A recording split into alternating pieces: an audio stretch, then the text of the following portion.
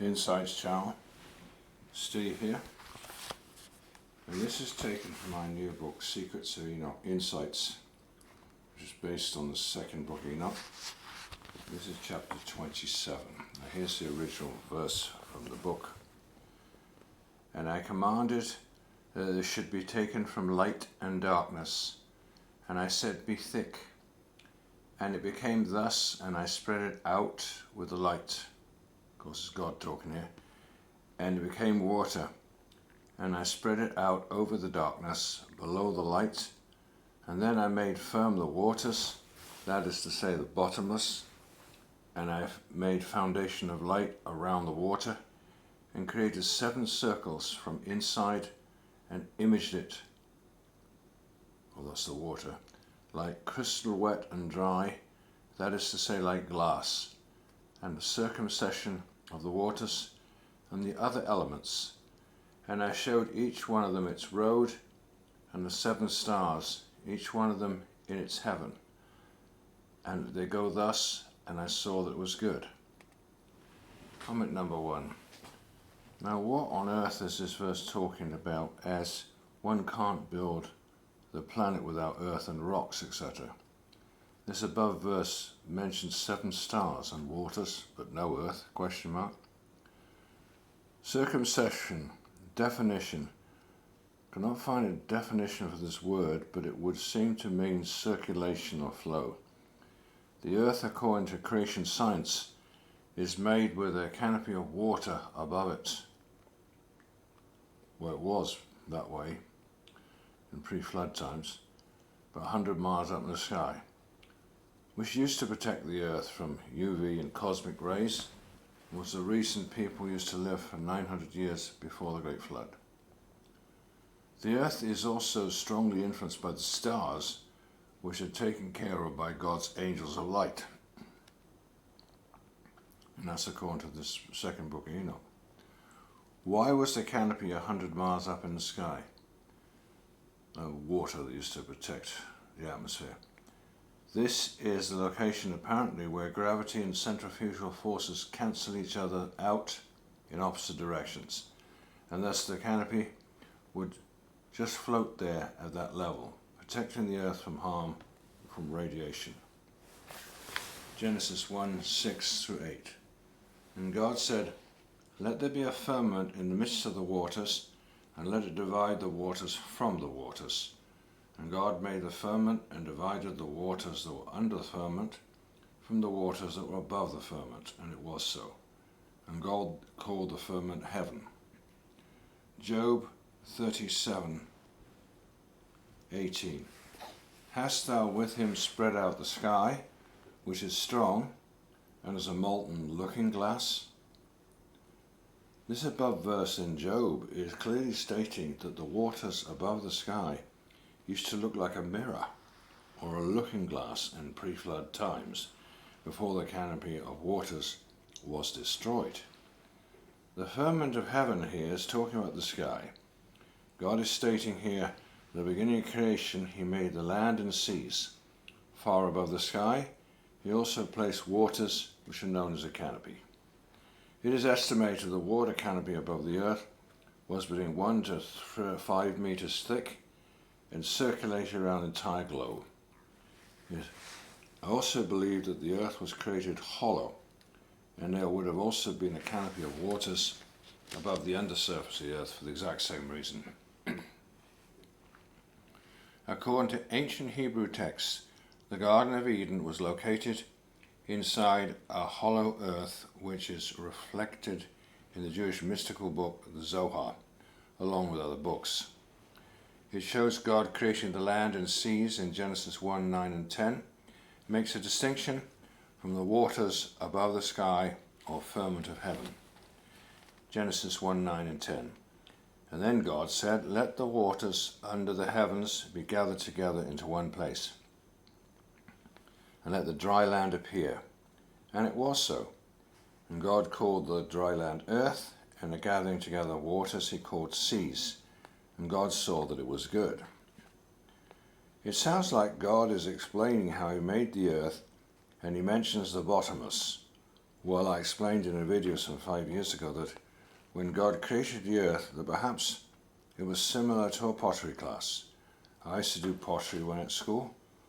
All God had to do was put his hands through from another dimension of the spiritual dimensions, and with a gigantic piece of clay in his hands, set it spinning. In pottery, one has a spinning wheel, and you, the student, are given a lump of clay. You then put the clay in the middle of the spinning wheel, and your hands are forced outwards as a vessel automatically is created.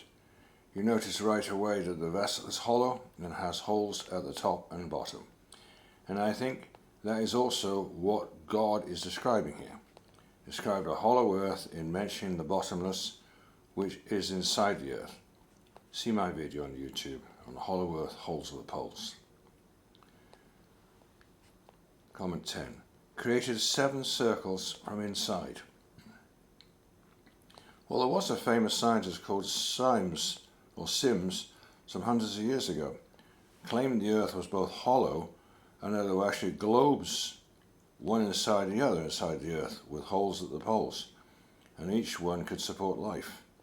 See my book out, The Bottomless Pit 1, about the hollow earth theory. In 1818, John Cleese Sims, 1780 to 1829, circulated a flyer announcing his theory of Earth structure and polar geography, declaring that Earth is hollow and habitable within, containing a number of solid concentric spheres, one within the other, and that it is open at the poles 12 to 16 degrees. Sims solicited 100 brave men for an expedition north of the 82nd parallel in search of a warm, rich land stocked with thrifty vegetables and animals. So began the history of American polar exploration. Sims' idea attracted general ridicule, but it also trapped a vein of cultural patriotism, national pride, and expansionist ambition that won him a group of loyal followers. Chief among Sims' supporters was Jeremy Reynolds, who played a key role in obtaining congressional funding for the Great American Exploring Expedition of 1838-1842. In this paper, I recount the story of Sims' theory and trace its influence on the establishment of a wholly American scientific enterprise, American literature and fringe culture. Thus ends the quote, and that's taken from Hollow and Habitable Within, Sims' Theory of Earth's Internal Structure, Polar Geography, researchgate.net. Did you know that Satan stated to God that he was going to and fro in the earth and up and down in the earth? Sounds like the earth is hollow to me. Book of Job 1, 6 and 7. Now there was a day when the sons of God came to present themselves before the Lord, and Satan also came among them. And the Lord said unto Satan, Whence camest thou? And Satan answered the Lord and said, From going to and fro in the earth, and from walking up and down in it. Genesis 1:2. And the earth was without form and void. Darkness was upon the face of the deep.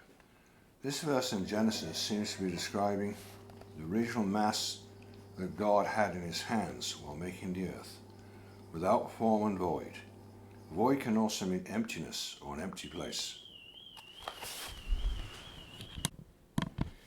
In simple terms of the potter, God had a mass of material set it spinning, and a vessel appeared rather like in pottery. Right. In the case of the earth, we have hollow earth, holes at the poles. In summary, according to science, before 1950, there used to be a canopy of water around the earth. 2, land and seas on the outer crust and its mountains. 3, hollow earth with a crust around 300 to 500 miles thick. 4, underworld crust of the earth, also with lands and seas and high mountains, many of which are volcanic. 5, above the surface of the inner earth, a canopy of water. 6, a central sun in the middle of the earth, around 600 miles in diameter. And this is according to many other people. Psalm 136, 5 through 6. To him that by wisdom made the heavens, to him that stretched out the earth above the waters. What waters could be contained below the Earth? Apparently, scientists are finding out there are indeed vast oceans below the surface of the Earth, and they are even bigger than the ones on the surface of the Earth. It is stated that about 300 miles down in the crust of the Earth are great caverns or massive seas and reservoirs of water. If one takes all the above information on board, it makes the first and second verse of this chapter make a lot more sense as to its strange description of creation made from light and darkness. By examining carefully different Bible verses, we find that it is mentioned that there are 1. Waters above the firmament of the sky, 2. Waters in which the earth and lands appear, and also there are waters under the earth as well. Jeremiah 10:12-13. He hath made the earth by his power, established the world by his wisdom. He stretched out the heavens by his discretion. When he utters his voice, there is a multitude of waters in the heavens, and he causes the vapours to ascend from the ends of the earth. He makes lightning with rain, and bringeth forth the wind out of his chambers. And here's the second verse here in this chapter. And I separated between light and between darkness, that is to say, in the midst of the water hither and thither. I said to the light that it should be the day, and to the darkness it should be the night. And there was evening, and there was morning, the first day. Well, I'm going to stop there. That's just a little bit from this chapter in my new book, Secrets of Enoch Insights. And I would encourage others to get hold of this new book, Secrets of Enoch Insights, because it has a lot of information about the pre-creation times and how God made everything.